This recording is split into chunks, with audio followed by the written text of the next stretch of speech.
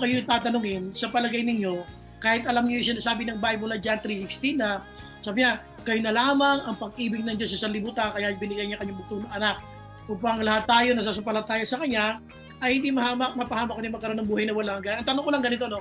Sa palagay mo, anong meron sa'yo para kailigtas ni Lord? Anong meron sa'yo para Kanya iligtas? Dahil ba gwapo ka, gano'n? Pagka ang pamantayan ng pagliligtas ng Diyos ay gwapo lang, si Ruel lang yun. Siya lang ililigtas ni Lord. Ano naman tayo, no? Paano naman kami nila Kuya Gilbert? Di ba? Magturusan talaga kami sa dagat-dagatan ka pa. Tapos, dalawa lang kayo magkasama doon ni Romar. Ay, Romar po. Dalawa, ay tatlo pala kayo nila. April, pretty April. Yung value kasi ng salvation, pagka hindi natin ito naintindihan, hindi mo ma-appreciate yung mga instruction ni Lord. Pag hindi mo naintindihan yung pagliligtas na ginawa sa ni Lord, hindi mo ma-appreciate yung kanyang ibang instructions sa scripture. Katulad ng lagi kayong manalangin, tapos kailangan mo ibahagi mabuting balita, tapos sinabi ng Bible, unahin mo kanyang kaharian. Lahat ng yon ay walang masyado sa yung value pag hindi mo naintindihan yung purpose ng salvation. Pero tanongin ko nga kayo, katulad ng tanong ko kanina, anong meron sa'yo? Bakit kayo niligtas ni Lord? Sa dinami-dami ng tao sa mundo, no? Sa dinami-dami ng tao sa mundo, bakit merong niligtas na ang pangalan ay Gilbert Aldeguer? Di ba? Di ba? Bakit merong niligtas na ganun? Bakit merong niligtas na Carlito Geminiano? Bakit ganun? Ba't kailangan magligtas si Lord ng ganun? Anong meron sa kanila? Di ba? Ano bang palatandaan na dapat maliligtas ka kasi ano? Kasi anong meron ka? So yung mga bagay na yun ay dapat maintindihan natin kasi ang isang bagay na makikita ninyo sa Bible, God saved different kinds of people. Maraming iba't ibang klase ng tao na ang Diyos ay iniligtas. Kaya ang pag-uusapan natin ngayong gabi ay yung kanyang iniligtas na tao ay kapansanan. Kung tawagin ko ito ay hand-picked, handicapped. Ulitin ko, hand-picked, handicapped. Hand-picked, sabihin, dinampot, pinulot. Hand-picked, hand-picked, handicapped. Sino yon? Ito yung tinatawag natin sa Bible na si Zacchaeus. So kung meron kayong Bible sa Lucas chapter 19, babasahin natin yon. Jesus entered Jericho and was passing through. Pumasok si Jesus sa Jericho at kung siya ay palabas na, sabi dito ng Bible, ay nakadaanan niya ang taong ito na ang pangalan ay Zacchaeus. A man was there by the name of Zacchaeus. He was a chief tax collector and was wealthy. So siya ay puno ng mga publikano at siya ay mayaman. He wanted to see who Jesus was, but because he was short, he could not see over the crowd. Ito yung kanyang handicap. Siya ay andak. Siya ay maliit. Siya ay very short, sabi ng Bible. Sabi ng Bible, he wanted to see who Jesus was, but because he was short, he could not see over the crowd. So he ran ahead and climbed a sycamore fig tree to see him. So umakyat siya sa isang puno ng sycamore, sabi ng Bible, para makita siya. Nagpatiuna siya, at sabi dito ng Bible, nung si Jesus ay matapat na doon sa kanyang punong inakyatan, when Jesus reached the spot, he looked up and said to him, Zacchaeus, come down immediately. I must stay at your house today. So he came down at once and welcomed him gladly. So siya ay nagmamadaling bumaba at pagkatapos ay pinatuloy si Jesus sa kanyang tahanan. All the people saw this and began to mutter. Nagbulong-bulungan yung mga tao. At ang sabi nila, he has gone to the guest of a sinner, to be the guest of a sinner. But Zacchaeus, kung siya nasa loob na ng bahay, but Zacchaeus, sabi ng Bible, stood up and said to the Lord, look, Lord, here and now I give half of my possessions to the poor. And if I have cheated anybody out of anything, I will pay back 4 times the amount. Jesus said to him, today, salvation. Kasi sabi ko kanina, yung pagliligtas ng Diyos. Today, salvation has come to this house because this man too is a son of Abraham. For the Son of Man came to seek and to save the lost. Alam nyo, we will not pray hard for people na hindi paligtas kapag hindi natin naintindihan yung value ng kaligtasan. Why do we need to pray for those people na hindi ligtas pa kung hindi naman natin naiintindihan ang kabuluhan at kahulugan ng kaligtasang binibigay ng Panginoon para sa bawat isang sasampalataya. Ano ba yung pwede natin ipagmalaki para sabihin natin dahilan ng Diyos para tayo niya iligtas? Unang-una, wala. Pero one thing is sure, sabi dito ng Bible, nung sila ay magkapanagpo ng Panginoon, isang bagay ang makikita ninyo dito sa Luke chapter 19. Kasi sabi dito ng Bible, pumasok si Jesus dito sa lugar na ito na Jericho. Ulitin ko ulit, ano ba yung Jericho? Ang Jericho para itong Quiapo. Ang Quiapo kasi ay para siyang lugar na nagtatagpo ang mga mayaman at saka mahihirap. Para siyang plaza. At yan ang Jericho. People coming from different kinds or walks of life are being gathered there. Sila yon. Ngayon dito, gusto kong tingnan ninyo na habang si Jesus ay paparaan dyan, may nadaanan silang isang lalaki na ang pangalan ay Zacchaeus. Kaya lang dahil nga ay short siya, hindi siya ngayon makalapit kay Jesus. So nagpatiun na siya doon sa alam niya dadaanan ni Jesus. Sabi ng Bible ay, nung matapat na si Jesus doon, tinawag siya ni Jesus. Yun ang gusto kong pag-usapan natin kasi alam nyo, pag naintindihan mo yung bakit ka pinili ni Lord, iba-value mo lahat ng meron sa'yo. Iba-value mo lahat ng mga pinapayagan ng Diyos sa buhay mo. So unang-una, tandaan nyo, sabi ng Bible hindi pa niya na-encounter si Lord. This was the first time he encountered Jesus. Sabi ng verse 5, when Jesus reached the spot, he looked up and said to him, Zacchaeus, come down immediately, I must stay at your house. Dito mapapansin mo, ang isang maganda ay yung kilalang-kilala ni Lord yung kanyang pangalan. Diba? Kumbaga, he knows your name. So, una-una, si Lord nang niligtas niya tayo, hindi ito aksidente. Baka nakilala mo si Lord. Yung iba nga, nakilala nila si Lord kung kailan pa sila mag-aagaw buhay. Ikaw naman, pwedeng nakilala mo si Lord nung ikaw ay may sakit. Naalala ko, meron tayo isang kaibigan. In-invite namin siya sa Bible study nung ako'y high school. Hindi siya nakikinig doon sa pastor. Sabi niya, hindi naman totoo si Jesus. Sabi niya, yung sinasabi ng pastor na yan, hindi naman totoo yan. So, sabi namin sa classmate namin, si Lord totoo. Hindi ako naniniwala. Alam niyo ginawa niya pag uwi niya ng bahay? Sabi niya sa kanyang sarili, kung totoo kang Diyos, sabi niya, kung totoo kang Diyos, sabi niya, pagalingin mo ako sa sakit ko, sabi niya. Ang sakit niya that time ay yung ngipin niya. Masakit ang ngipin niya. Alam niyo, pagkatapos niyang sabihin yun, biglang gumaling. Kaya nung sumunod na Bible study namin sa school, isa siya nagpatunay na si Lord pala totoo. Ngayon, ang tanong ko ganito, sabi nga natin, anong meron ka para ka iligtas ng Diyos? Dito sa nangyari kay Zacchaeus, isang bagay makikita ninyo na kahit ano yung kalagayan mo sa buhay, kilala ka niya. Kumbaga, alam ni Lord lahat ng iyong pinagdadaanan. Kasi dito, sabi nga natin, He knows you. Ano yung He knows you? He knows you. Alam ni Lord yung kanyang internal and external struggles. Ano yung internal at saka external struggles? Ang external struggle niya, he was short. He was short. Siya ay maigsi, isipin pandak. So, isipin mo kung ililigtas lang ng Diyos ay matatangkad. Paano na si Uma? Paano na si Mami Rose? Paano na si Mumay? Paano na si Jilin?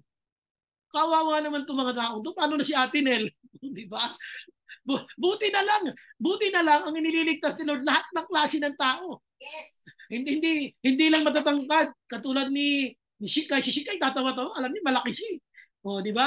Hindi lang yung matatangkad katulad ni Kuya Gilbert, di ba? O iba paano naman kung ang mga height mo sing lalaki nila Mami Rose, sino naman? Di ba? Sing tatangkad nila Uma, paano na? Di ba? So dito sinasabi lang natin is una-una, tandaan nyo yung unang point natin niya, He knows you. God knows your external struggle. God knows your external handicaps. Anything na tingin mo kulang sa'yo ay hindi naging sagabal para katawagin ng Panginoon at para kanya hindi iligtas. Dito, could you imagine, tingnan nyo pagtapat niya doon sa puno ng igos na kung saan siya ay sikamoro, puno ng sikamoro, kung saan ay nagpatiuna siya, pagdaan doon ni Jesus, tingnan nyo yung sinabi ng Bible. Tingnan nyo lang, napakaganda ng verse 5. Basahin natin ang sabi ng Bible. Sabi niya verse 5, when Jesus reached the spot, he looked up and said to him, Zacchaeus. Wow, kilala ka ni Zacchaeus. Pero, sino ba si Zacchaeus? Sabi nga natin, pandak siya, binigyan siya ng pansin, di ba? Alam niyo, nung isa sa mga mapapansin niyo sa panahon ngayon, ipinagtatanggol yan ng ibang mahilig sa Korean pop, yung BTS na yan. Talagang they love this group. Pero hindi naman sila kilala, di ba? Hindi naman sila kilala. So, yung iba nga, hindi alam ng BTS na boyfriend sila na maraming Pinay. Mga Pinay lang ang nakakalam na mga boyfriend nila yung mga yun. No? So, ang sinasabi ko lang is this, we don't know these people, pero si Lord, grabe si Lord, kilalang kilala kanya. At alam niyo ba, makinig kayo mabuti ha, ito napakaganda nitong revelation dito ni Lord. Sabi ng verse 5, buksan nyo ha, kung English ang Bible nyo, mas maganda yung salin. When Jesus reached the spot. Tapos sa Tagalog, nung si Jesus ay dumating doon sa tapat ng puno na yan, siya ay tumingala at tinawag niya sa kanya, Zacchaeus. Ibig sabihin, there will be a time when God will allow you to experience your spot. Grabe, meron kang spot kay Lord, meron kang place kay Lord. Kita ka ni Lord. Yun ang maganda rito eh. He knows you by name at dito alam niya yung external struggle mo. Tingnan nyo, ano ang external struggle niya? He was short. Siya'y maigsi. Pero naging sagabal ba yun para si Lord ay hindi makapanatili sa kanyang bahay? Sabi ni Lord, pag binasa niyo yung Bible, ay Zacchaeus, tinawag niya sa pangalan. God knows him. So ibig sabihin, every one of us ay kilala tayo ng ating Panginoon. Lahat tayo ay kilala ni Lord. Tapos sabi pa niya rito, when Jesus reached the spot, yun ang importante. There will be a spot for you. Meron ka talaga diyang pagkakataon, nakakatagpuin ka ng Panginoon eh. Maybe God is so busy, sabihin natin sa mga nakaraang linggo, nakaraang buwan, pero darating yung time mo. When God and you will really encounter in the place na nakikita din ni Lord ang iyong mga struggle.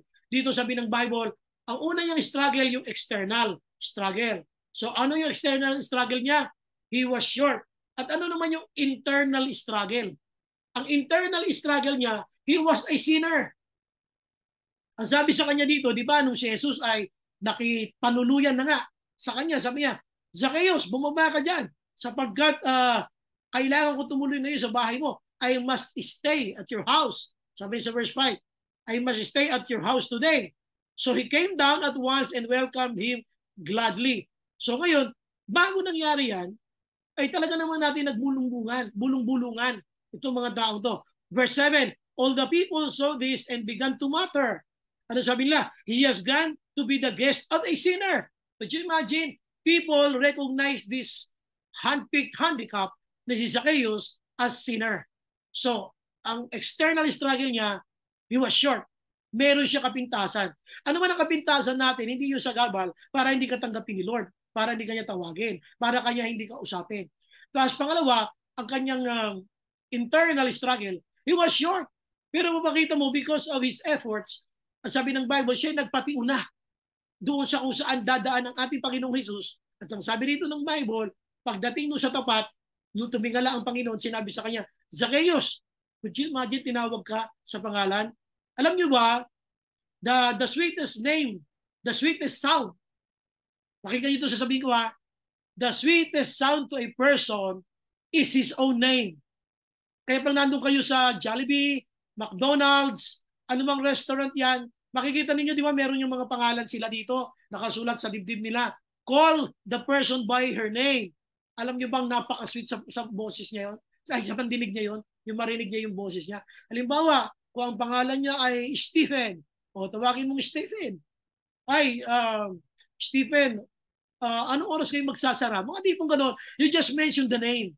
Yun ang pinaka-sweet. Sabi nga, the sweetest name to a person is his own name.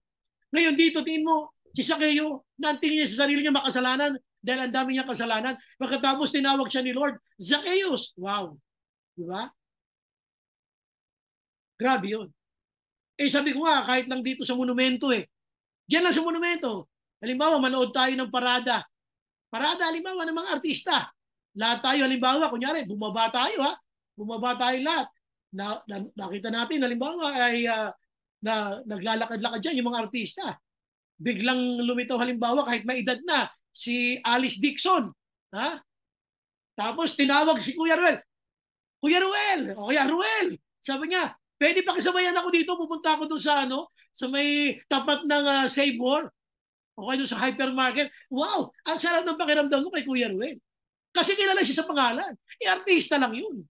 Hindi pa yan hindi pa yan si Lord. Dito grabe tinawag siya sa pangalan. That's why sabi ko nga kanina pa, the sweetest name to a person, the sweetest sound to a person is his own name. So nung tinawag niya dito, itong si Zacchaeus, grabe, isang bagay na makikita niyo rito, God knows you. Jesus knows you even before. Bago pa siya magplanong dumaan doon sa puno na yan ng Sycamore, alam na ni Lord na mag-aabang doon itong si Zacchaeus. Wala namang sinabi sa Bible na at alam ni Jesus na itong si Zacchaeus ay dadaan doon. Pwede namang banggitin, walang binanggit na alam ni Jesus. Pero pagdating doon sa tapat, tsaka siya tumingala. There will be a time talaga na natitingalain ka din. Ha? May mga oras talaga na, sa ngayon, parang hindi mo makita yan. Pero may mga struggles kasi. Ano yung struggle niya? External struggle. He was short. Minsan tingin natin yung mga kapansanan natin ay parang nagiging dahilan para hindi tayo makapaglingkod sa Panginoon. Minsan sabihin natin, ayoko na mag-serve kay Lord. Sa church natin, puro gwapo ginagamit ni Lord. Puro lahat kamukha ni Jello. Puro kamukha lahat ni Ate Shikay. Puro magaganda. Paano naman ako? O di ba? Hindi naman ganoon. Kahit ano pa tayo, kasama tayo doon sa John 3:16. For God so loved the world. Kasama tayo doon sa For God so loved the world. Na lahat na kasama doon sa John 3:16 na yan ay kasama iniligtas niya. So ang gusto ko lang sabihin ni ganito, God knows you. Alam niya yung mga internal struggle at sa external struggle. Pero sa kabila ng lahat ng yon, tinawag pa rin siya, God knows his name, sabi sa kanya, Zacchaeus, bumaba ka sapagkat nais kong tumuloy ngayon sa bahay mo. Tapos yung pangalawa, dito pa rin sa verse 5. Tingnan niyo yung verse 5 sabi ng Bible. So, unahin natin dito yung sabi ng Bible, verse 3. He wanted to see who Jesus was. Gusto niya makilala kung sino ba talaga itong Jesus na ito. Verse 3. Pero dahil siya'y pandak, sa ibang salin pandak talaga nakalagay, but because he was short, he could not see over the crowd. Dahil siya nga ay pandak, hindi niya makita si Jesus. Kaya ang ginawa niya, siya ay tumakbo, nagpatiuna siya sa dadaanan ni Jesus. So he ran ahead and climbed a sycamore fig tree para makita niya ito. Since Jesus was coming that way. Kumbaga, napansin niyang doon dadaan si Jesus kaya nagpatiuna na siya. Ang maganda dito, yung effort niya hindi nasayang So sabi nga natin, he knows you. Tapos, nung nandoon na siya sa puno ng Sycamore, anong sabi ni Lord? Balikan natin yung verse 5 When Jesus reached the spot, he looked up and said to him, Zacchaeus. Tinawag siya sa pangalan. Sabi niya kay Zacchaeus, Zacchaeus, come down immediately. I must stay at your house. So una, sabi nga natin, he knows you. Number 2, he calls you. Tinawag ka niya. He knows you, kilala ka niya, alam niya yung pangalan mo, tapos tinawag ka niya ng Panginoon at gusto pa niyang manatili sa bahay mo. Anong sinasabi niya rito? Ang sinasabi niya rito ay I appreciate the effort.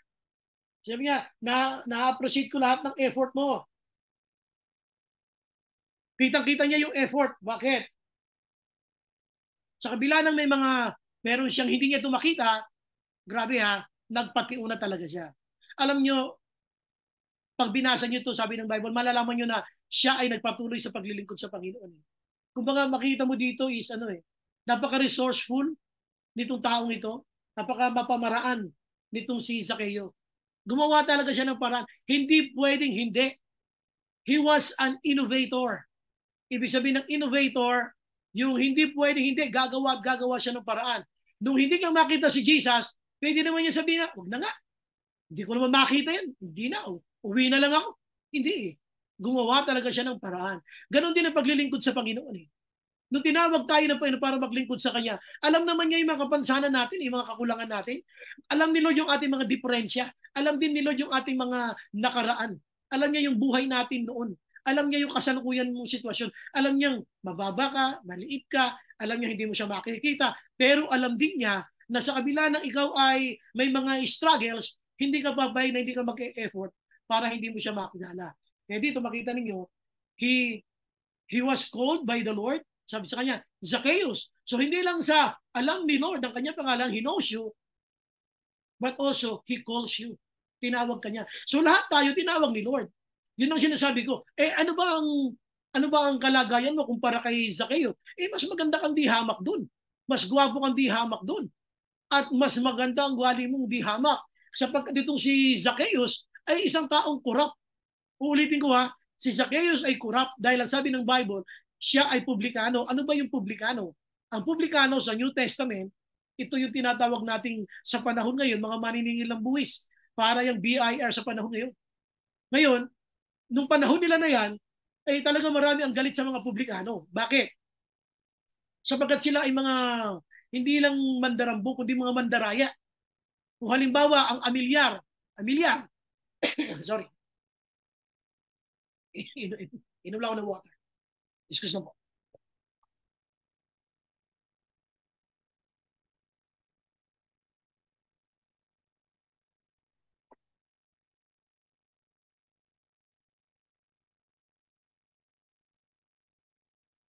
Ang publikano, as I was saying, kung ikaw po ay maniningil ng buwis, mga amilyar, tinatawag natin, kung ang babayaran mo ay 1,000, ang singil nila 4,000.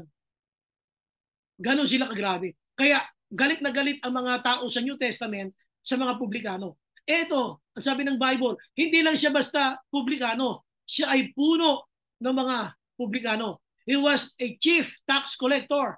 So, mapapansin mo ang corruption diyan sa kanya ay napakatindi. So ngayon, marami siyang niloko. Marami siyang mga pinagsamantalahan. Pero tinawag siya ni Lord. Kaya ang sinasabi ko lang dito, when God called you, your past is irrelevant. Kahit ano ba yung nakaraan mo, kahit pa ano yung mga sinasabi mo, mga ginawa mo kalokohan noon bago mo ka nakuha nakilala si Lord. Anything that you've done with your past is irrelevant when God called you, when God saved you. Wala na itong bearing. Kasi alam ni Lord ang iyong nakaraan. Kaya isipin natin mabuti dito, sabi ko nga, handpicked, handicap siya. Sabi ko nga, nung pinili ng Diyos, itong si Zacchaeus, handpicked, dampot, handpicked, handicap. Siya, kung ang pamantayan ng Lord ay physical being, baka kumuha siya ng mga gwapo, kumuha siya ng mga matatangkad, kumuha siya ng mga maayos talaga. Bakit pati ba naman itong chief tax collector na isang corrupt ay kinuha pa rin ng Lord para maglingkod sa kanya? Why?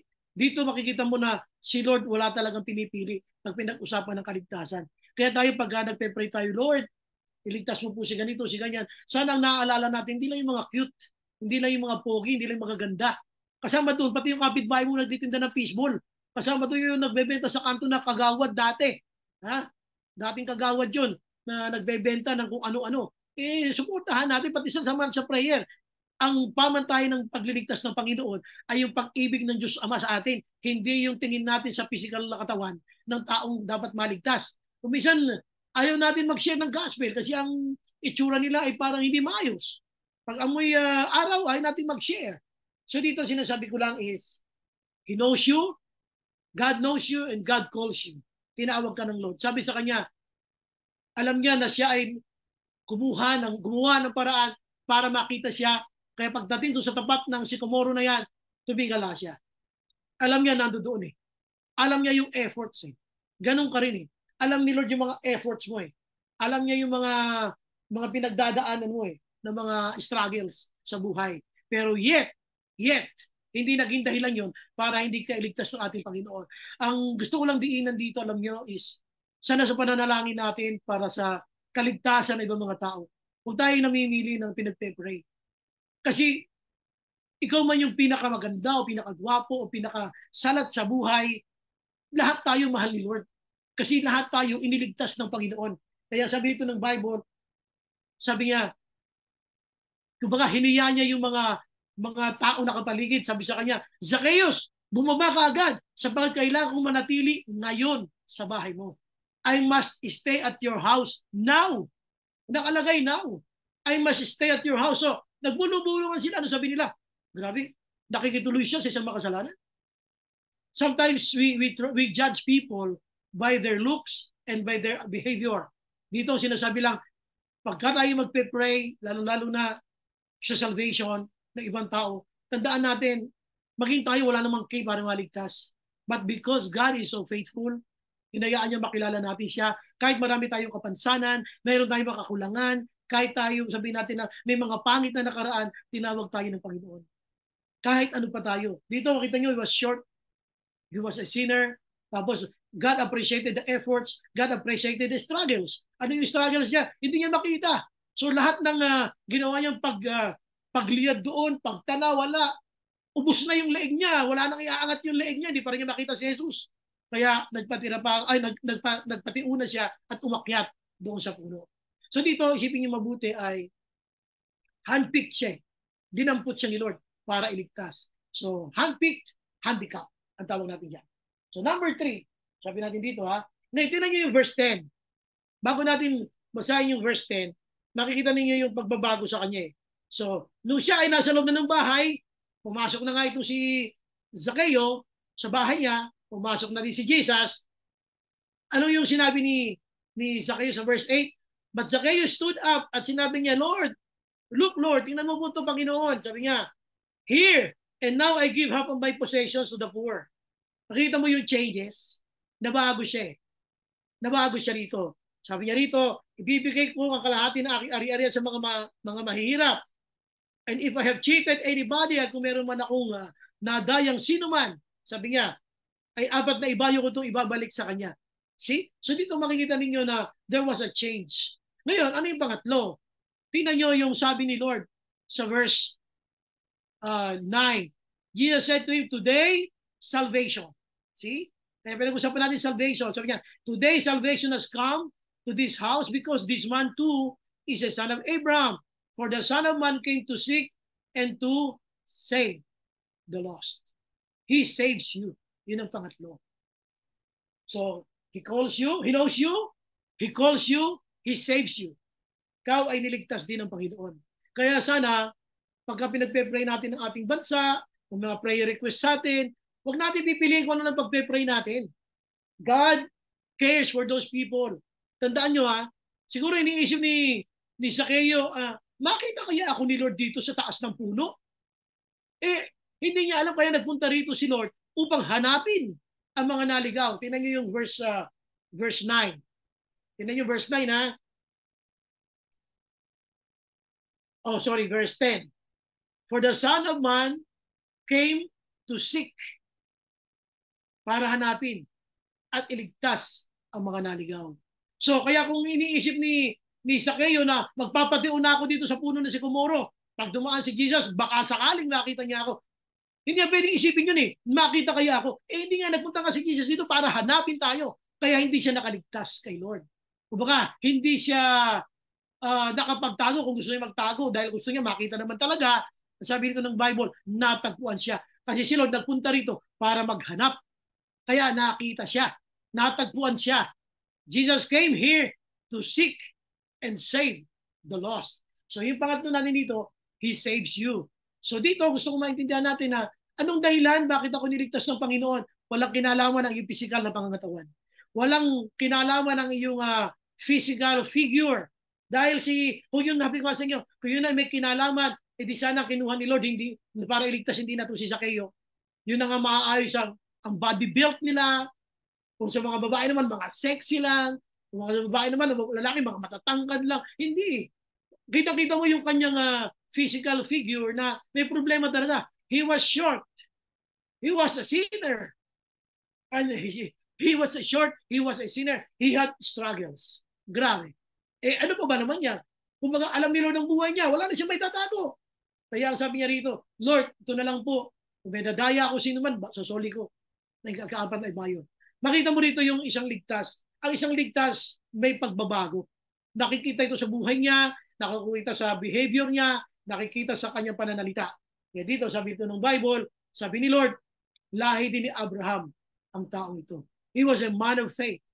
Alam niyo sinasabi niya rito, kaya kong isoli ang lahat-lahat ng ito sapagkat natagpuan niya si Jesus sa kanyang buhay. Kaya isipin natin mabuti ngayong gabi. Ngayong gabi, isipin natin, anong meron ka para kailigtas ni Lord? Anong meron? Sige nga, anong meron tayo para iligtas ng ating Panginoon? Wala. Ang meron sa atin, puro pagkukulang sa Diyos. Ang meron sa atin, mga pagiging makasalanan natin. Wala tayong pwedeng pagmalaki. Kaya nga, kahit sabihin natin matalino tayo, sabi ng Book of Romans, tinawag niya ang mga mamamang upang hiyain ang mga marurunong.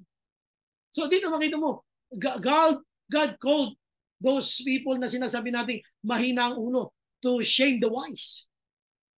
Ano sabihin mo? Hindi, magaganda lang ang tinatawag ng Panginoon. Ito, pakita niyo yung patunay.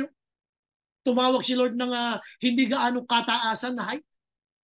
Di ba? Tumawag siya ng tao na punong-puno ng kasalanan. Isang bandarambong. Ang sinasabi ko rito, ganun din tayo. Ngayon, pag ikaw ngayong Christian ka na, kung nakakamali man tayo, magsisi tayo ng kasalanan natin. At huwag mong sisisihin sarili mo na, parang hindi naman ako born again. Parang hindi naman ako Christian kasi bakit lagi ko nauulit yung mga maling bagay na yun? You're still a Christian. You just have to repent.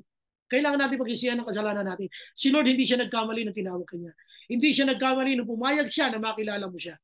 Alam ni Lord ang lahat ng ating mga nakaraan at yung ating mga pagdadaanan. Alam niya, habang ikaw ay tinawag niya kung ano pa ang mga posible po mga pagkakamali na madadaanan. Yet God saved us. So, dito ulitin ko lang ulit, the hand-picked handicap, he was short, he was a sinner, he was short, he was a sinner, he had a lot of struggles. Tapos, yung mapapansin nyo, anong ginawa ni Lord? God knows him, God calls him, God saved him. Iniligtas siya ng Panginoon. So, tandaan natin, lahat ng tao ay mahalaga sa ating Panginoon. Kaya pa nagpe-pray tayo kay Lord na, Lord, sana po maligtas yung pamilya ko, maligtas yung kaibigan ko, huwag tayong mamili. Lahat sila ay may karapatan sa John 3:16. Lahat sila ay may karapatan sa biyaya ng Diyos. Huwag natin tutuldukan na, baka naman dito kasama sa maliligtas, ipagpatuloy lang po natin ang paghayo at pagbahagi ng mabuting balita sa mga taong hindi pa nakakakilala sa Kanya ng lubos. Ngayon, ano ang ating conclusion? Dito sabi ng Bible, gusto kong tingnan ninyo yung panahon na siya naghahanap ng maaakyatan na puno ng sikomoro. May lumipas na ilang sandali. Sabi dito ng Bible, dahil sa gusto niya makita kung sino siya, sabi dito, dahil siya ay napakaliit, gumawa siya ng parang para masilip niya. Wala. Yung oras na yun na dumadaan, tila baga ang Diyos ay silent. Kasi, saan ko to, paano ko makikita? So, gumawa siya ng mga paraan. Wala talaga siya makuha. Kung makita mo yun yung parang silent period ng kanyang buhay. Pero mapapansin mo rin, sabi rito ng Bible, nagpatiuna siya. Nagpatiuna siya.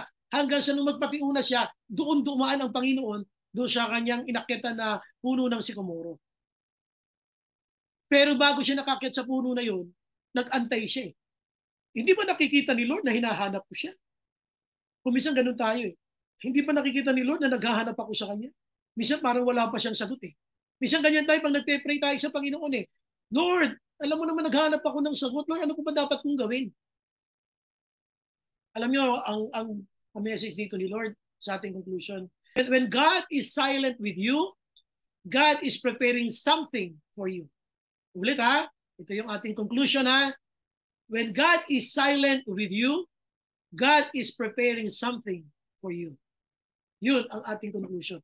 Silent siya eh. Habang naghahanap siya ng paraan, paano ba ito? Paano makikita si Jesus? Silent to si Lord eh. Abala siya sa ibang mga bagay, ibang mga tao na kumakausap sa Kanya, sumasalubong sa Kanya. Kaya naghanap siya ng ibang mga paraan. Yun yung mga lumilipas na paraan, tinabaga ang Diyos ay silent. Pero, nung makakita sa puno, nag-antay ulit siya. Still God was silent.